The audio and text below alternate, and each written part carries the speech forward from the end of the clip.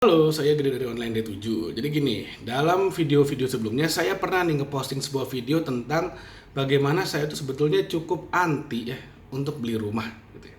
Saya termasuk orang yang tidak ingin punya rumah, dan dari video itu banyak banget yang nanya gitu ya, nanya lewat Instagramnya @onlined7.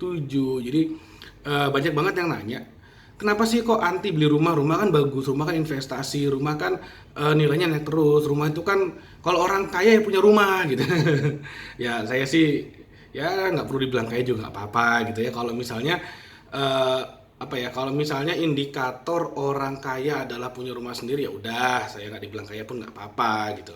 Karena gini, jadi gini, saya punya alasan sendiri kenapa saya termasuk orang yang anti beli rumah, tapi dengan catatan rumah yang saya maksud adalah rumah untuk ditempatin atau rumah untuk tempat tinggal.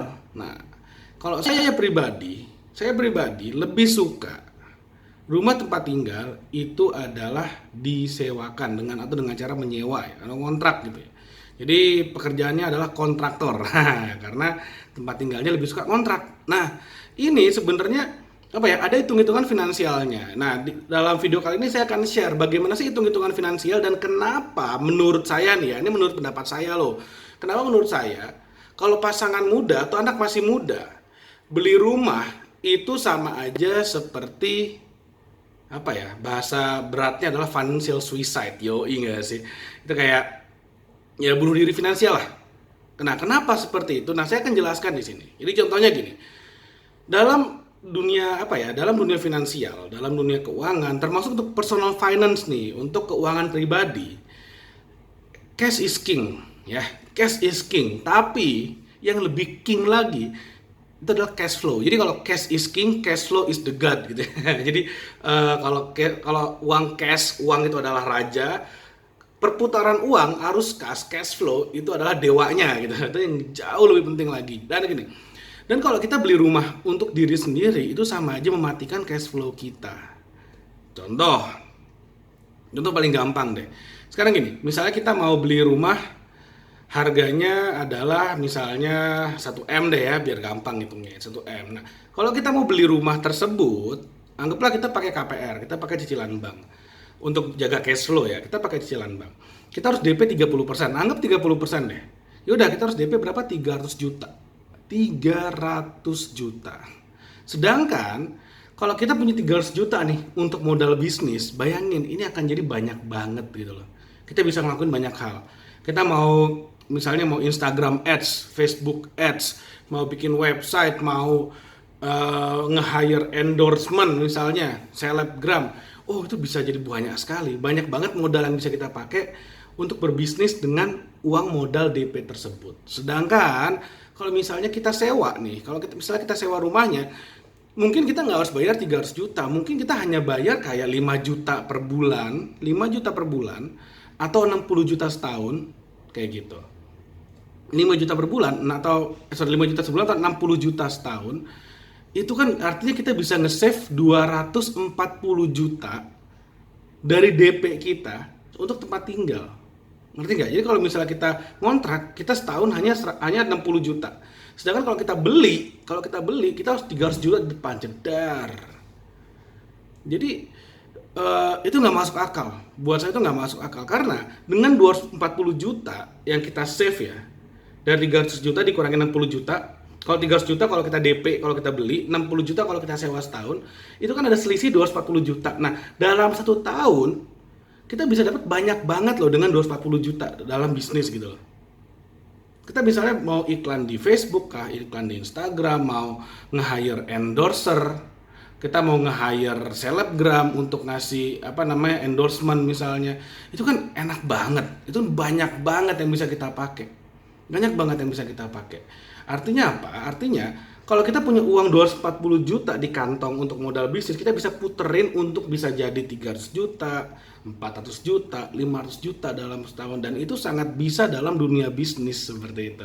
Nah, kalaupun misalnya 240 juta kita bingung bisa apa? Oke, kita invest. Misalnya investnya di robot trading autopilot.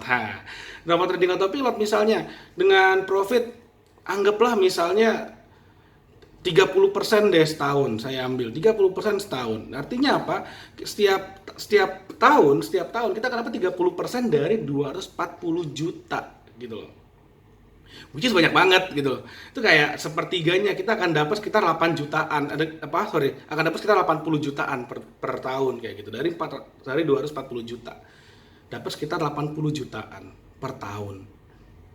Jauh lebih enak main daripada 300 juta jebret buat DP untuk beli rumah seperti itu. Makanya buat saya termasuk yang anti beli rumah kecuali nanti deh beli rumahnya nanti pada saat misalnya cash flow-nya dari passive income itu udah bisa buat bayar DP. 300 jutanya yang buat DP itu datang dari passive income. Oke, that's fine. Itu kan passive income. Passive income kan emang untuk konsumtif. Jadi gini, prinsip saya adalah saya paham betul bagaimana caranya membedakan antara aset dengan kewajiban. Aset artinya menaruh uang di kantong saya, kewajiban artinya ngambil uang dari kantong saya keluar. Gitu. Semua hal yang konsumtif sifatnya adalah mengambil uang dari kantong saya. Dan apa itu kewajiban, apa itu aset tergantung dari penggunaannya. Contoh, handphone. Handphone itu apa sih? Kewajiban atau aset tergantung cara pakainya. Kalau dipakai buat sosmedan, buat ngepoin mantan, ya itu kewajiban banget, nggak seru banget.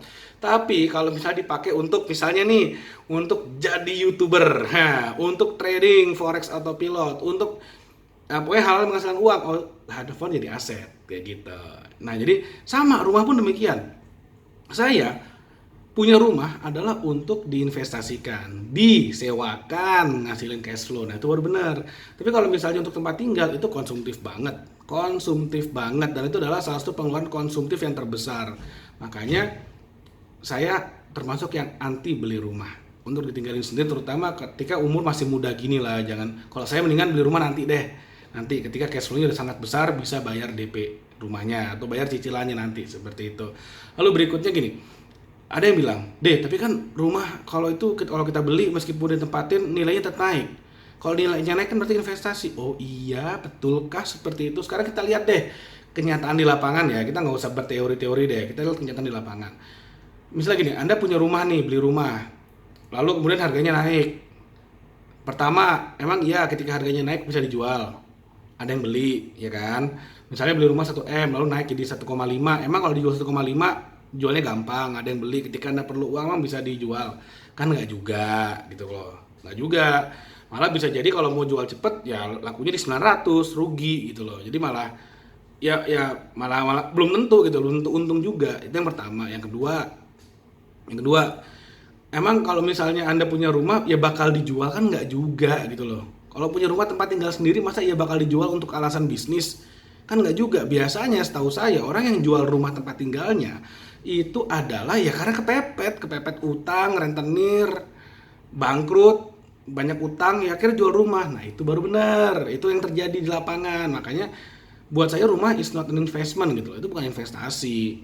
Itu ya tempat tinggal tuh konsumtif seperti itu. Jadi itulah alasan kenapa saya nggak pengen gitu ya beli rumah. Kalau saya sendiri ya masih lebih suka ngontrak, sewa, itu lebih make sense sih, lebih make sense. Dan sebaiknya sih kita tidak mencampur adukan antara aset bisnis dengan pribadi seperti itu. Kenapa? Karena kita nggak pengen kalau terjadi apa-apa dengan bisnis, terjadi apa-apa juga dengan pribadi kita. Kita nggak pengen kayak gitu. Kita pengennya bisnis ya bisnis aja.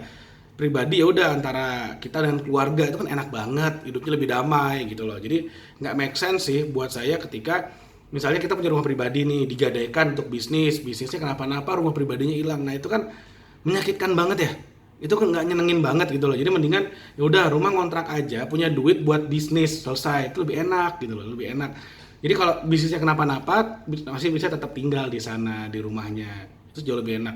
Atau kalau misalnya pun mau punya rumah pribadi, ya udah rumah pribadi untuk konsumtif aja gitu loh. Nggak usah dianggap rumah pribadi itu sebagai aset, sebagai yang nilainya terus bertambah. Itu nggak usah.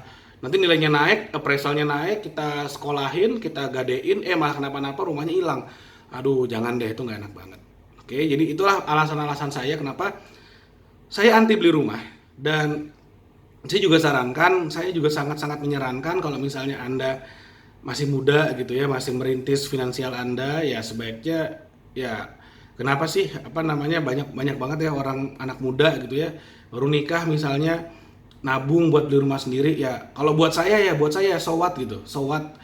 Ya, saya juga misalnya saya nanya, "Oh, kamu tinggal di mana?" "Oh, tinggal di sini," misalnya di suatu tempat. Ya saya juga nggak akan nanya kok, "Lu ngontrak apa beli?" "Oh, ngontrak ya." Ya udah males, ya kan nggak gitu juga gitu loh.